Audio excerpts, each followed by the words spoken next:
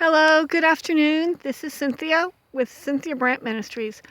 We tried to do a recording on the porch today and it got deleted because I didn't have enough space left on my camera. So, having said all that, I have deleted a whole bunch of things. I hope I didn't delete too much. I deleted some family portraits I wish I'd kept, but I think I've got those in my email, so we're going to be good. You can enjoy the landscape right here while I go over a few things. One thing I'd like to talk about today is how to defer anger and what that really means. Deferring anger means to put off anger.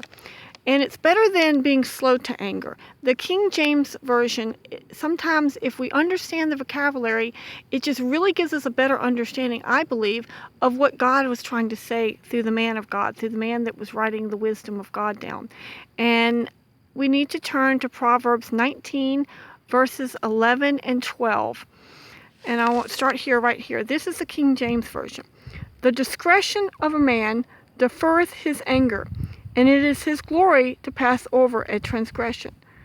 Now the New King James says the discretion of a man makes him slow to anger, and his glory is to overlook a transgression. I guess pass over and overlook is sort of the same thing. So really what I want to delve into is deferring, or deferreth, as the King James says, or being slow to anger. And it's not enough, I believe, to be slow to anger. If you're slow to anger, that's obviously better than being quick to anger. But when you defer anger, you put it off. Defer means to put off an action. In other words, you don't start acting angry. You may feel angry, but you don't act angry. And that's how you put off anger. You make a choice. The discretion, the word discretion, the discretion of a man. Discretion right here, one of the definitions for discretion is the freedom to decide what should be done in a particular situation. The freedom to decide. Now, if you are possessed with the spirit of anger, if it just possesses your being, then that's something you might need to do some prayer and fasting for and get some hands laid on you and get some deliverance. That's not what I'm talking about. I'm not talking about a spirit of anger per se. I'm talking about when we're walking more or less in the flesh and not in the spirit. When we just feel anger coming over us and we make a choice not to become angry, not to act angry, because you can feel angry, but when you really become angry, it's when you begin to act like an angry person would act. That's when you become angry. And I believe, there's another verse in Proverbs that says, and it's 15. It's Proverbs 15, verse 1. And what it says is that soft words turn away wrath. And I just know so many times, when someone's yelling and screaming at us, and we give them a gentle answer, it says a gentle answer turns away wrath. When we get all angry and mad and say bad things back, then we too, not only do we cause the other person to become more angry, but we ourselves become angry. So really, it's not so much we're trying to calm the other person down. It's as much, although that can certainly happen, we have to calm ourselves down. And that means we don't respond. We use our discretion. We use our freedom to choose, which God gives us by His Spirit, not to act angry, not to become angry. So the verse again, let me read it one more time. Whoops, there go my notes. Well, guess what, guys? This one is going to be freehand, or maybe not. Maybe I'll tell you what I'll do. I'll go down there and get them, because I'm not done yet. I've got some things I want to go over in another verse, so hold on. I'm up here on the Brant Rock. Here we go. So right here, I didn't bring my Bible. I just brought my notes with me because I came for a walk up on the rock. So now I'm standing. The discretion of a man defers his anger, and his glory, and it is his glory to pass over transgression. It is his glory. Glory is what makes you beautiful. That's a glorious day. To overlook a transgression. In other words, you notice it, but you don't let it take over. You pass over it, and you keep going. Now, the next verse I want to get to, though, because they kind of coincide, and you say them together. The king's wrath is as the roaring of a lion, but his favor is as the dew upon the grass. Now the king's wrath, usually a king is wise, so they're generally slow to anger. They usually defer anger. They don't get angry really quickly, but once you get them angry, it's like there's not a whole lot you can do to put off his anger, to defer his anger. You better just get out of the way, because, of course, a king is an absolute ruler, and we don't have that in this country. We do have a president, but we don't want to make our president angry. We don't want to make any ruler angry, because they have the ability to rule over us. They have the authority given by the law, by man, and also by God, because God's no authority except that which comes from God. So we don't want to make the king angry. So what can we do? It says, but his favor is as the dew upon the grass. Now, how do we gain the king's favor? How do we regain those who have authority over us? How do we gain their favor? Well, we don't act angry. We don't allow ourselves to become angry when we don't get our way.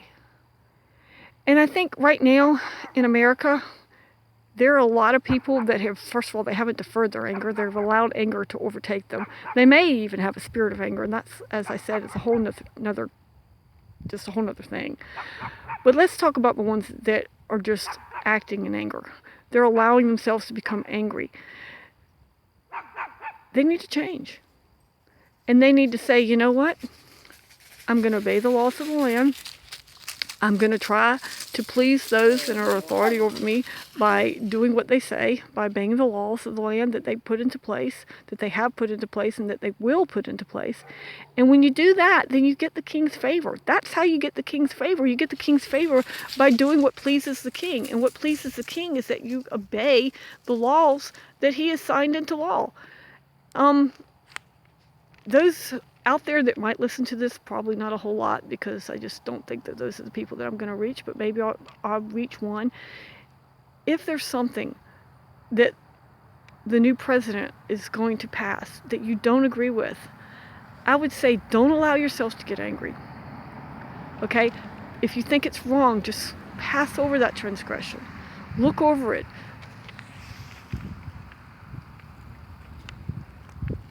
And allow yourself to find favor in the king's eyes by doing what's right in his eyes, by submitting to the law, by obeying the law, and by not transgressing against the law. And then we find favor. It's like a police officer. My children asked me on the way home from somewhere we went this morning. They said, Mom, are policemen bad? Do we need to be afraid of policemen? I'm like, no, absolutely not. I said, you know what? When I was growing up, if there was something bad happening and we saw a policeman, we got excited. We were happy because we knew that he was there to protect us. I said, you know, when you're driving down the road and you're going 60 miles per hour and the speed limit's 40, yeah, you're afraid. And you don't like that policeman because you know what? You're not doing what's pleasing in the king's eyes. When I say the king, I mean those that have the rule and the authority. You're not doing, and not to say a policeman or king, I don't mean that. But you're not doing what the law of the land is. And when you're not obeying the law of the land, then there's fear there. There's anger there. You get angry, not at those in authority so much as you get angry at yourself because you know you're going to get in trouble.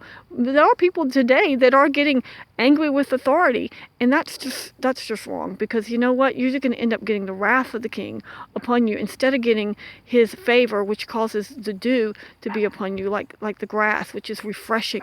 And it's just refreshing to us who want the one that's coming in authority to be in authority, because now we're like, oh, thank you, God.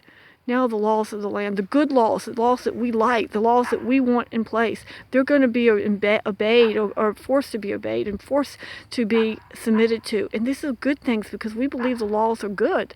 If we believe the laws are wrong, then that's what we get upset about. But when 4 years ago, when we didn't win and we had to obey the laws that came in, we didn't get angry. We deferred anger. And that's what we're asking the rest of you out there to do, that don't agree with the laws that are coming into play, that are going to come in play, is don't become angry. Allow the anger to be deferred, to be put off. Change the laws when you get the chance, if they don't suit you. But for right now, you need to submit to those laws, and you need to not allow yourself to become angry. All right, thanks guys, and have a beautiful afternoon. Look at that sky. Wow. Oh man, I just love it. I love the sky and the colors of fall. They're gorgeous. All right, bye guys. Bye for now.